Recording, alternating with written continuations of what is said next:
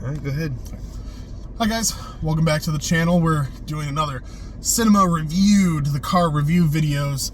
We just got out of a pretty well packed for 10 o'clock at night screening of this new film that came out called Return of the Jedi. It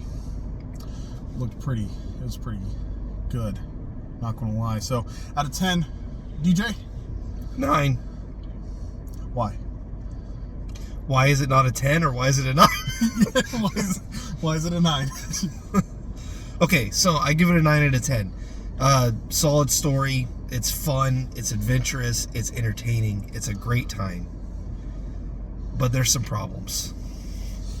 Your turn. I'm going to have to go with an 8. Oh, you actually gave it worse than me. I usually do.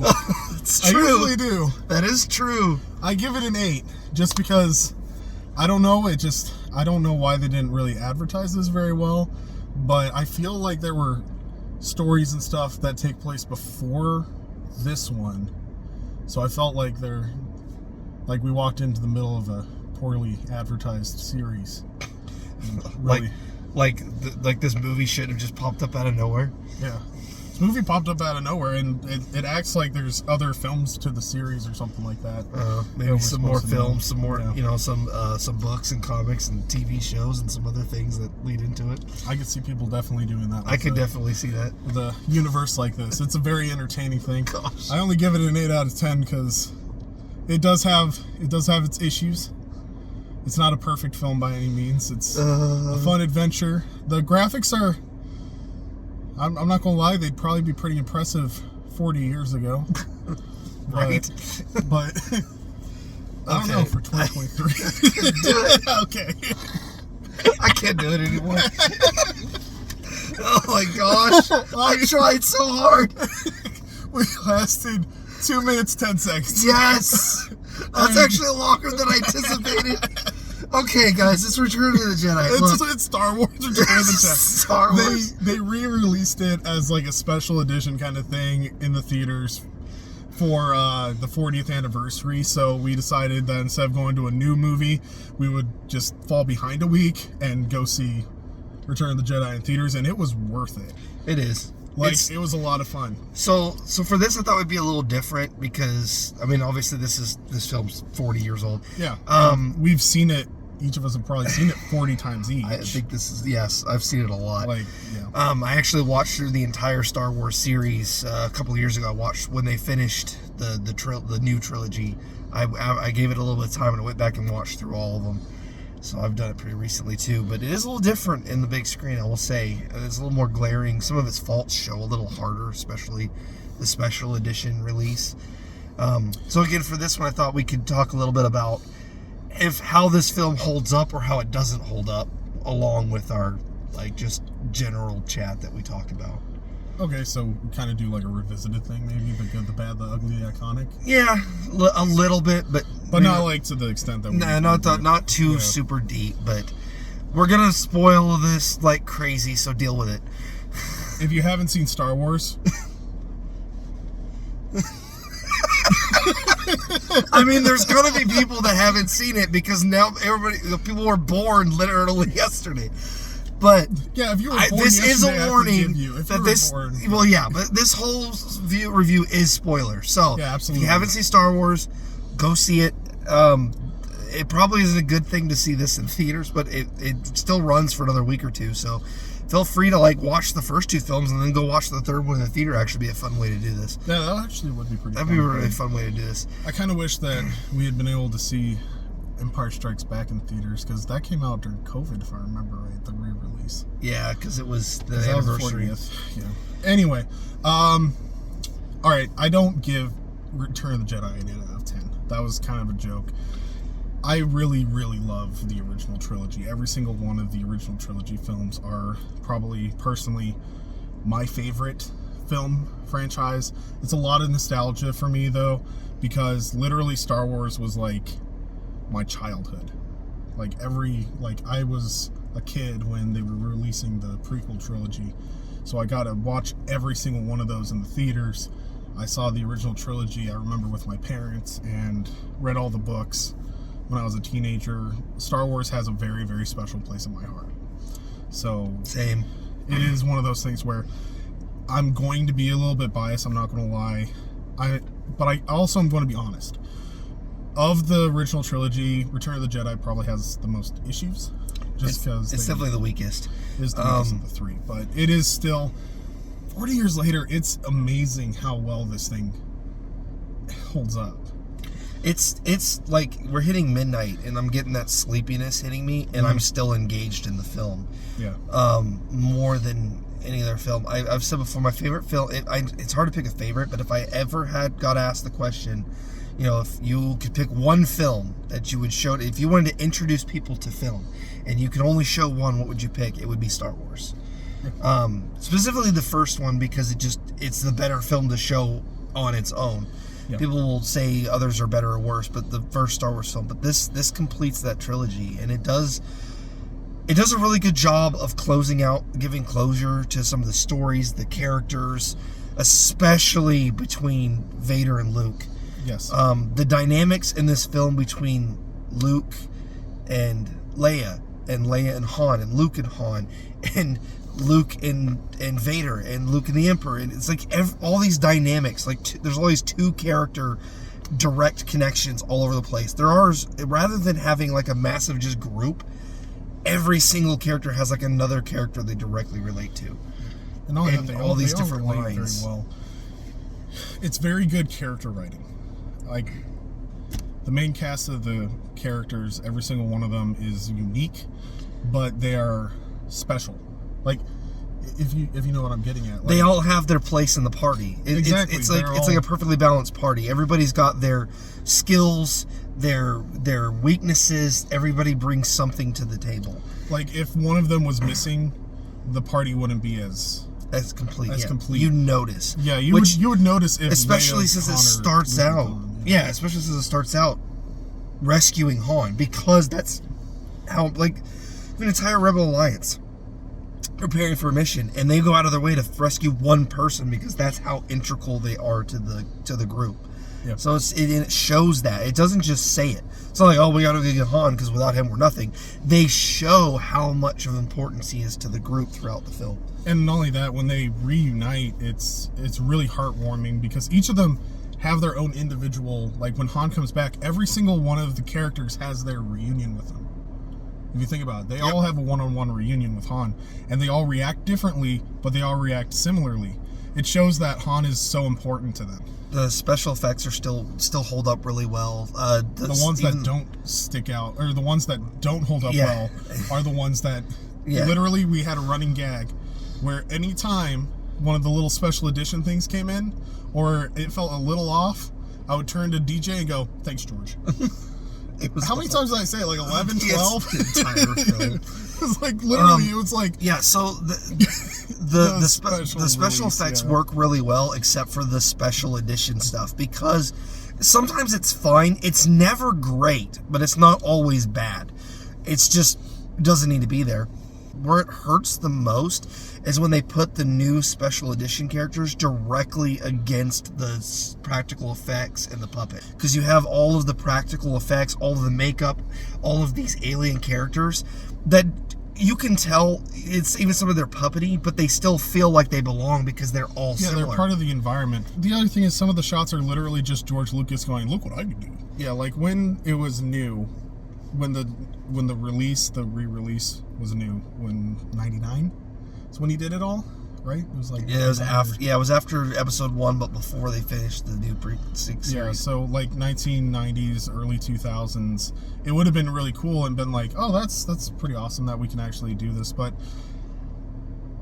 it's just a Lucasism. George Lucas does things that are like amazing, and then he gets he gets so much, like, he's like the little kid that you need to have the backpack with the leash on it, you know, like, because he'll run out and he'll do something really cool and he'll lead you somewhere really cool, but then if you just let him run, he's going to release the otters. So you have to have him on the leash. And no, George. I was so close to not having to edit this video. Now I gotta edit rants. Okay, sorry. So that's a good one. let's It's true, but it's dumb. Okay.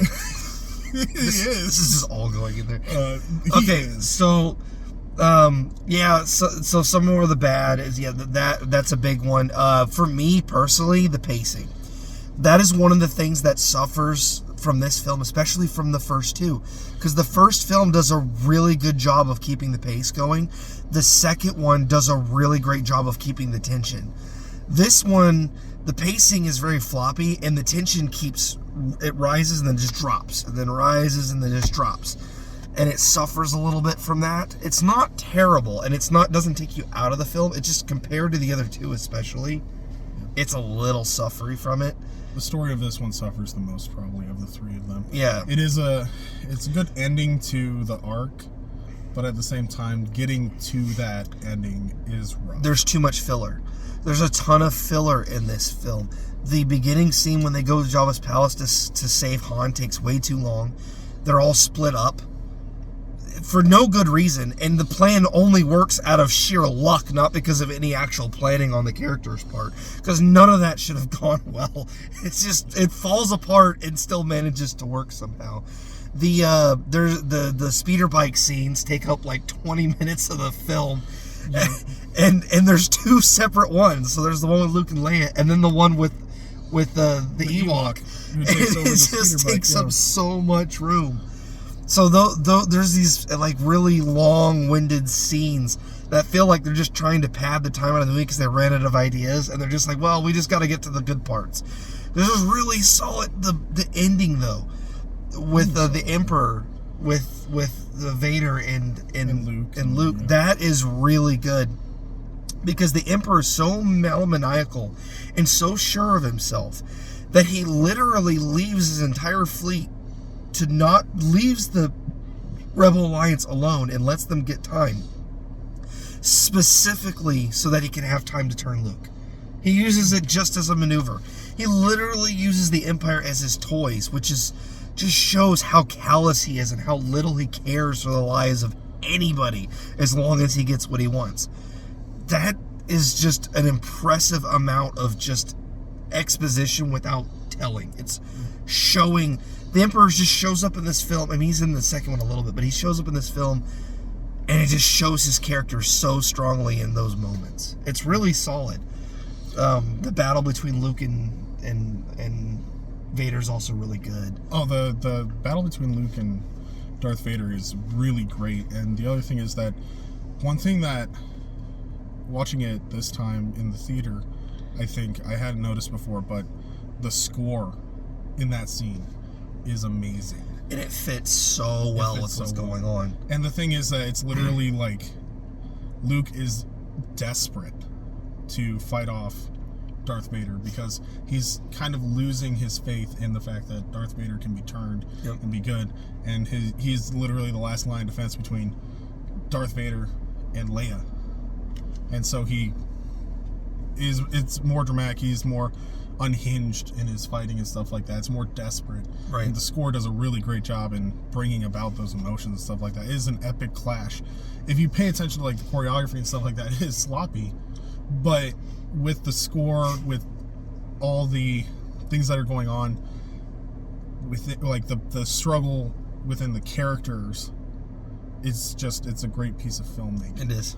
And I will say too, another part that I've heard a lot of complaints about is the Ewoks. They're actually perfectly fine in this film. They don't really, they're not really obnoxious or anything. The whole idea where they take the Empire like by storm is not really true. They just kind of outnumber them. They outnumber them, and they barely make it, and they have massive casualties. The only reason they're able to is because they outnumber them and they took them by surprise. But it's still it's a real war. Like, there's casualties and everybody's getting killed back and forth. If anything, the Ewoks it shows that the Ewoks are extremely out of their element. Yeah, they're outgunned. They're outgunned. They're outmaneuvered. They're constantly overpowered. They're constantly failing. Yep. They have a couple, I think we just remember the good parts of the battle where we're like, oh yeah, the Ewok trips the AT-ST and they smash it with the logs. Yeah, which happens later after they get one of the AT-STs and they get in command of one, they start turning the tide. So it's all overall, it's a really enjoyable film still, even to this day. It holds up so strong. I was actually kind of impressed, and like I could, if I wanted to be a real jerk, I could sit here and nitpick, but most of the nitpicking would just be at the timing. Like when it came out, the special effects were revolutionary for their time. There's a lot of motion blur with like some of the model stuff and some of the things, and you see that a little bit of silliness here and there, but that just comes from the age of it, and it still, even then, is really solid. Literally the only effects that don't hold up are the ones that are added later. Yep. If you hadn't have added those things in, it wouldn't have made the original. It almost actually would have made the issues. That's true, because you focus so much on the ones that are bad that were added that you start to be curious about which other ones were added and which were original. Yeah, so you start looking, you're like hunting for what George Lucas put in. Yes. And when you start hunting for that stuff, you start... Like the ATST tripping on the log scene where it almost looks like a cartoon and it falls. That's actually in the original cut. But it looks silly compared to the rest. If it was the only silly moment, it'd be like, that's a silly thing. Yeah. But because the film is full of them, it just stands out even worse. And it's really interesting because it's like the farther you get into the movie, the less and less George adds things. And it holds up and it looks really good. Yeah. And then the ending, like... I think the ending is far better in the original cut. He has all the celebrations and stuff at the end with all the different planets and things like that. It wouldn't have been like that. Like you pointed it out. Like, why is Coruscant?